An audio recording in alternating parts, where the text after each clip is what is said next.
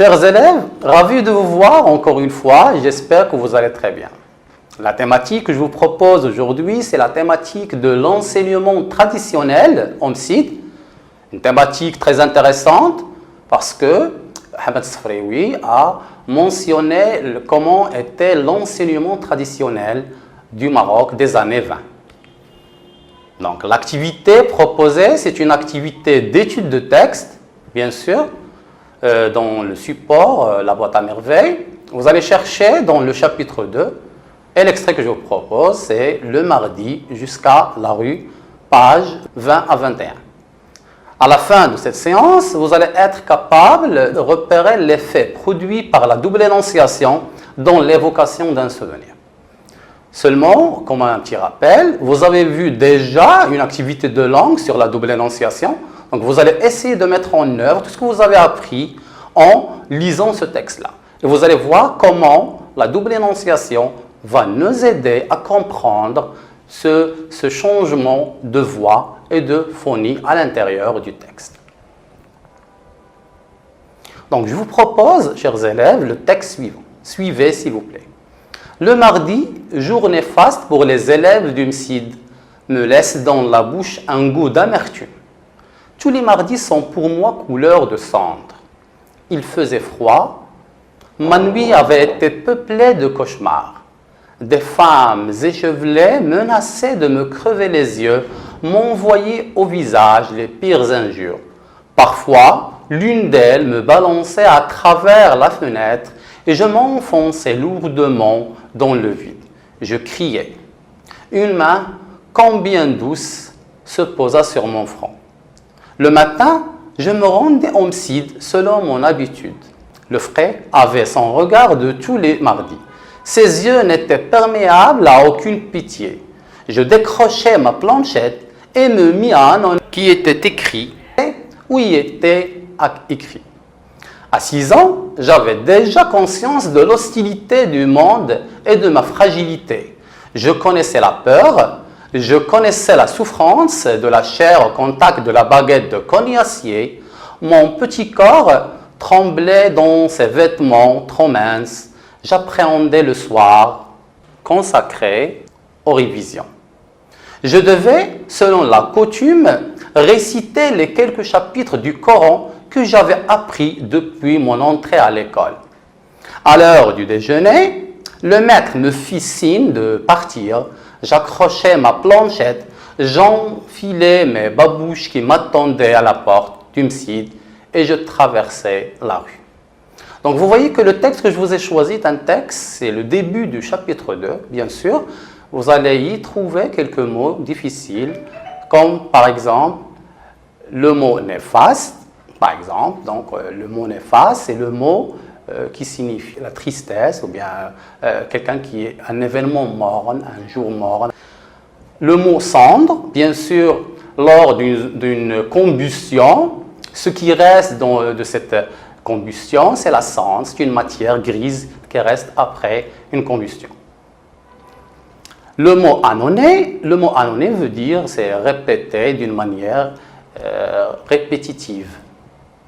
Alors que l'hostilité veut dire la violence, que la violence et la dureté du monde, donc l'hostilité c'est hostile, quelqu'un qui fait de la violence. Cogne-acier, bien sûr, c'est l'arbre qui nous donne du coin, donc c'est très connu dans l'art culinaire marocain.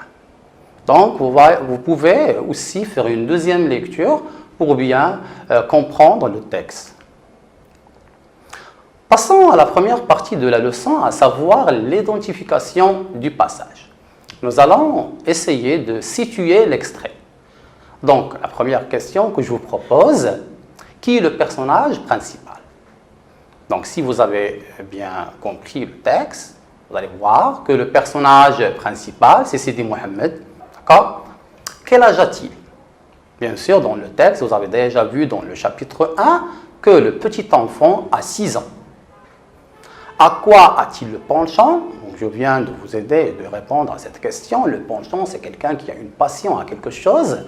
Donc, Sidi Mohamed, depuis son bas âge, il aime le rêve, il aime tout ce qui est onirique, tout ce qui est merveilleux.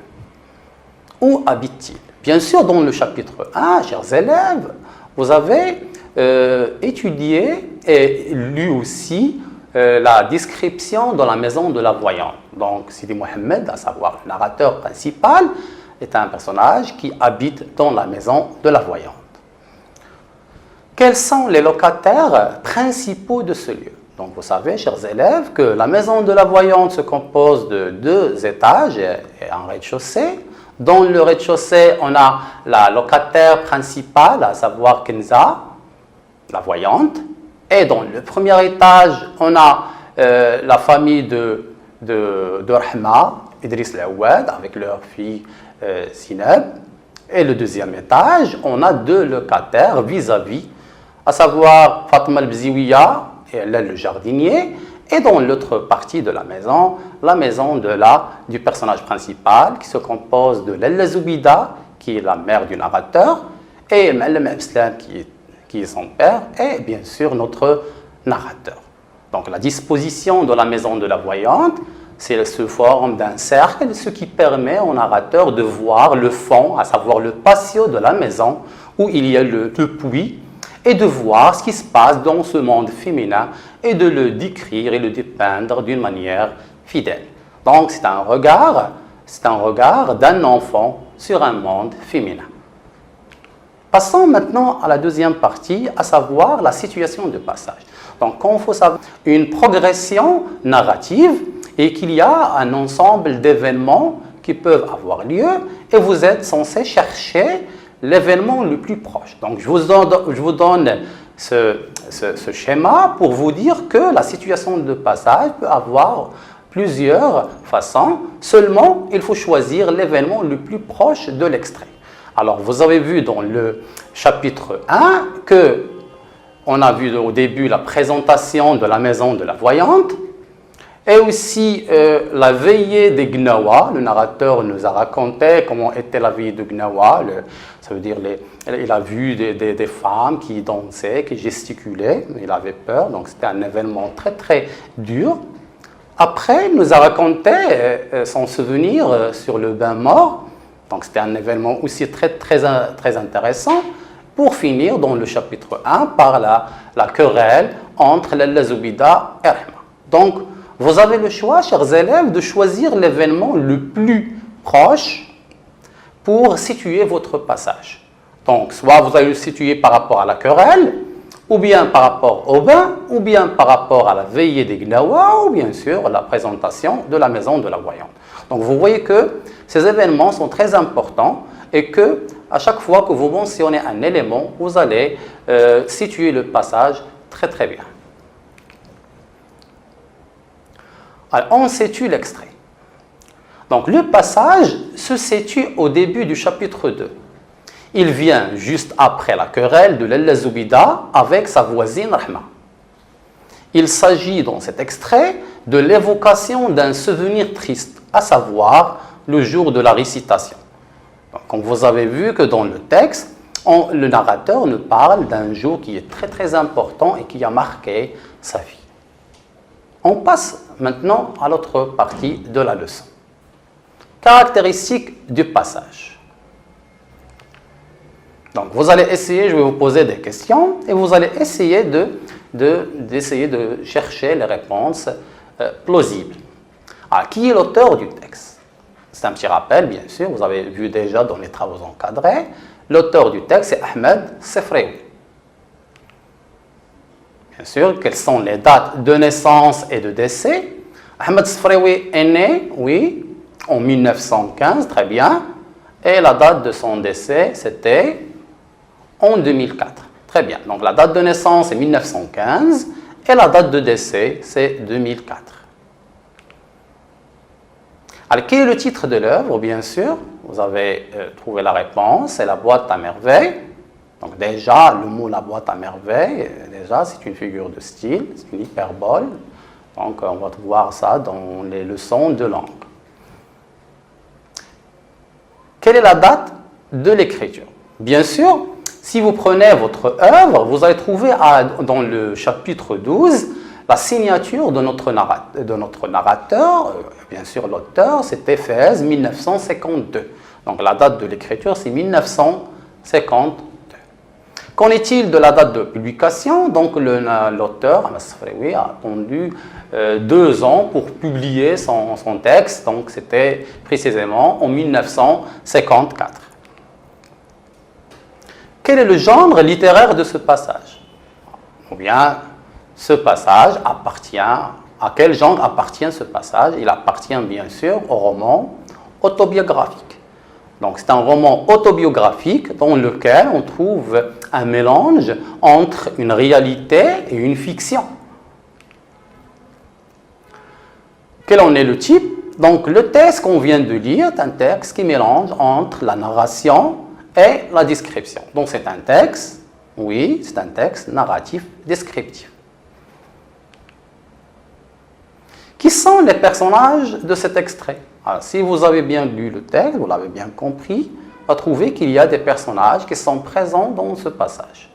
Bien sûr, on a le narrateur qui raconte, et aussi on a le frère, qui est la figure emblématique de l'enseignement traditionnel au Maroc, d'accord? Et aussi on a les élèves de Msid qui étaient présents dans ce passage. Qui parle?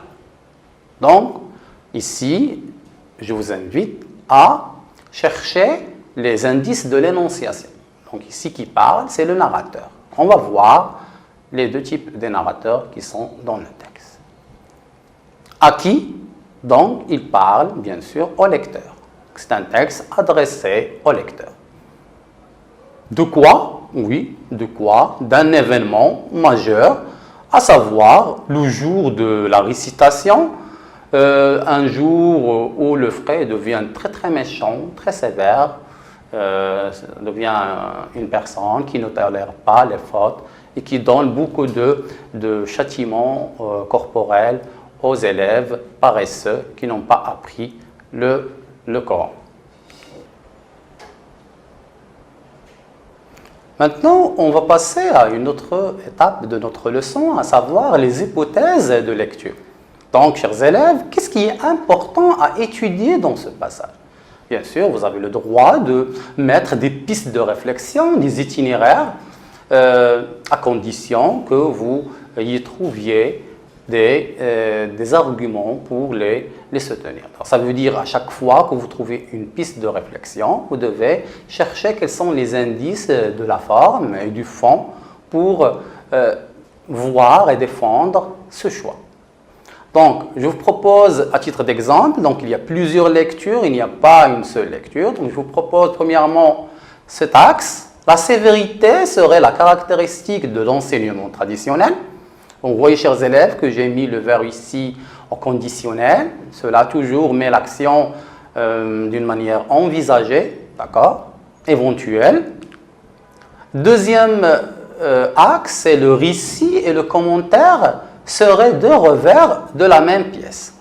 Donc cela, vous voyez qu'à chaque fois qu'on apprend une leçon de langue, il faut la mettre en œuvre. C'est un élément d'analyse, c'est un élément de voir bien le texte et de l'analyser.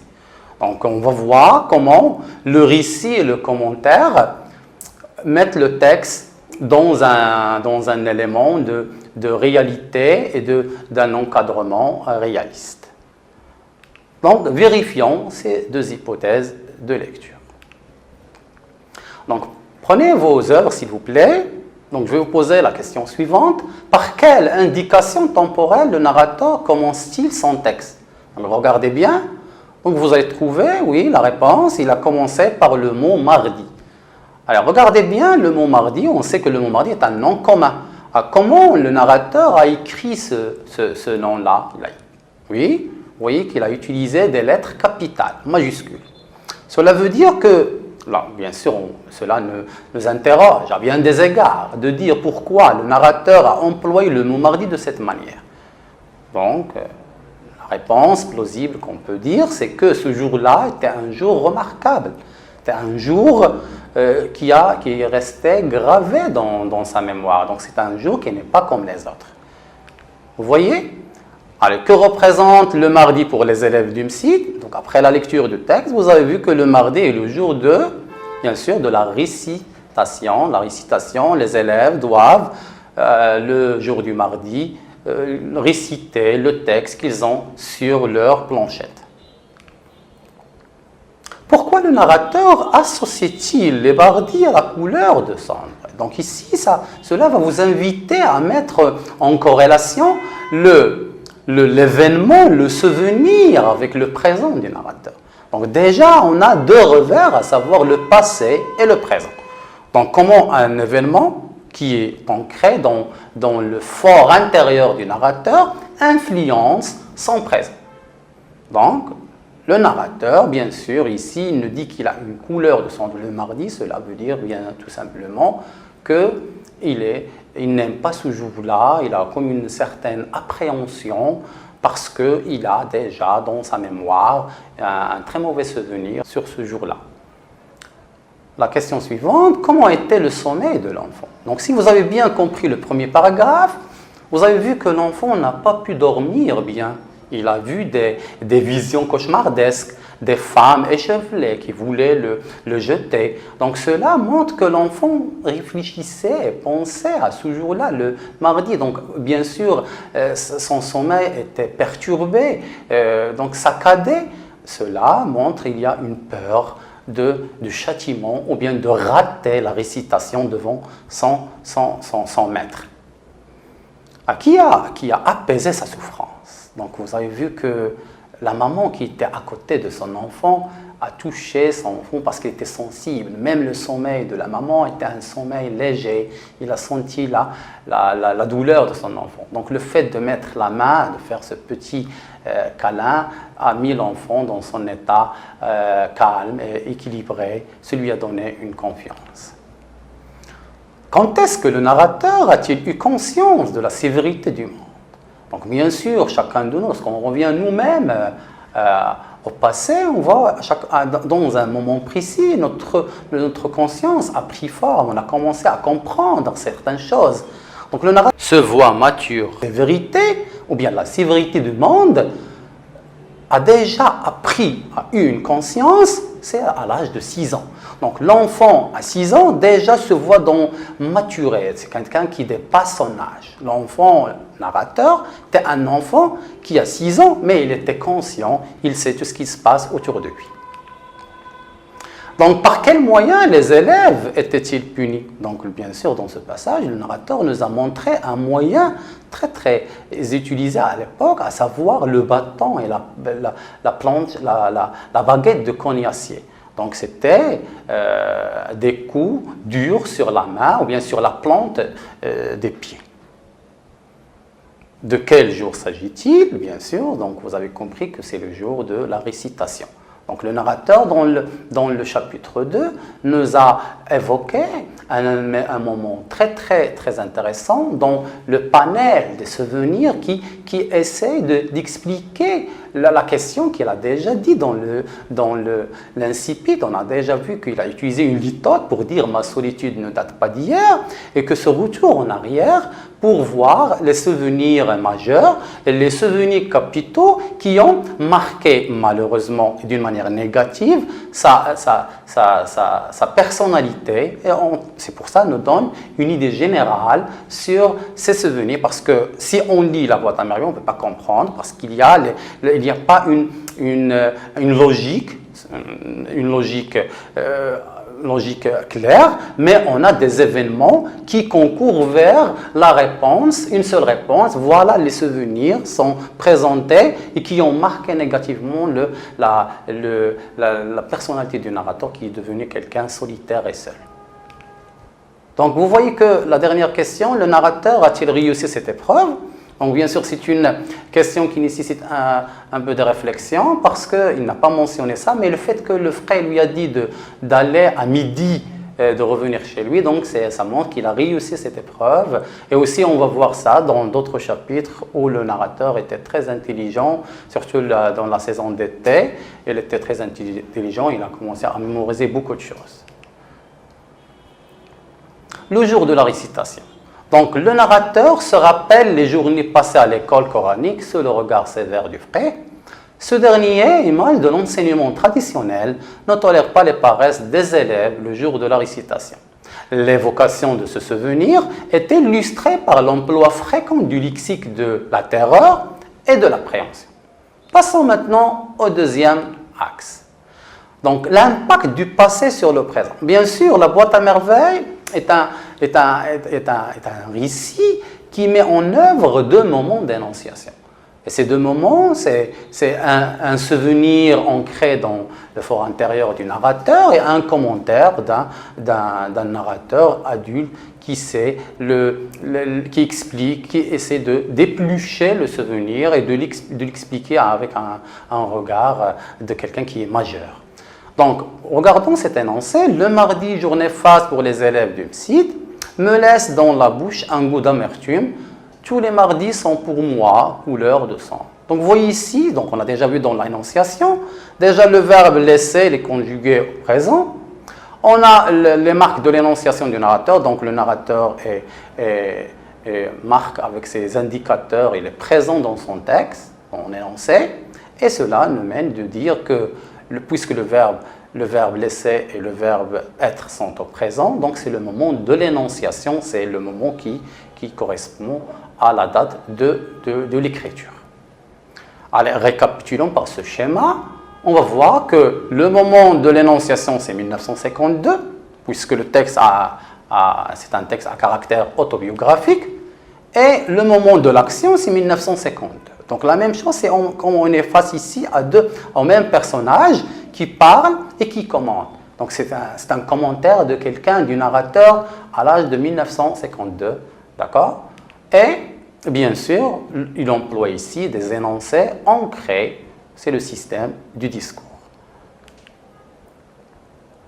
Deuxième élément, l'impact du passé sur le présent, on va voir l'énoncé suivant. À l'heure du déjeuner, le maître me fit signe de partir. J'accrochais ma planchette, j'enfilais mes babouches qui m'attendaient à la porte du MSID et je traversais la rue. Donc déjà, les verbes sont conjugués au passé simple, ça saute aux yeux. Et déjà, le passé simple, c'est un temps de distance. C'est un temps qui montre qu'il y a un décalage entre le moment de l'énonciation et le moment de l'action. C'est pour cela, on est dans le souvenir ici, on est dans le passé. Récapitulons cela dans ce schéma. On va voir que le moment de l'énonciation, c'est 1952, alors que le moment de l'action, c'est 1921, puisque le narrateur est né en 1915 et il parle quand il avait 6 ans, donc cela donne 1921, le moment de l'action. Donc l'emploi ici, on emploie des énoncés coupés, donc c'est le système du récit. Alors, l'impact du passé sur le présent. Alors, comment ces deux éléments textuels vont nous aider à comprendre l'alternance et l'utilisation des éléments, à savoir le présent et le passé, le discours et le récit. Donc, le narrateur procède à un examen réflexif de ses souvenirs. Son présent est marqué par des moments de malaise, d'où il restitue son passé pour le vérifier afin de le comprendre. Donc, cette corrélation s'effectue par le biais de la double énonciation, un souvenir coupé, mis en œuvre par un commentaire ancré. Donc, si vous avez bien compris que le narrateur, premièrement, épluche et cherche dans son fort intérieur le souvenir, il ne le raconte, après il commence à le commenter. Ou bien, il commence par un commentaire, il nous dit, voilà l'effet négatif que le souvenir que je vais vous raconter m'a fait dans mon fort intérieur, et il raconte le souvenir. Donc vous voyez ici qu'il y a un va-et-vient entre le moment de l'énonciation et le retour dans le passé. Tout cela dans le sens d'expliquer d'où vient, à savoir le complexe de la solitude et d'être seul. Donc, j'espère que le cours vous aidera à bien comprendre le texte et vous aidera aussi à continuer la lecture. À la prochaine séance et merci de votre attention.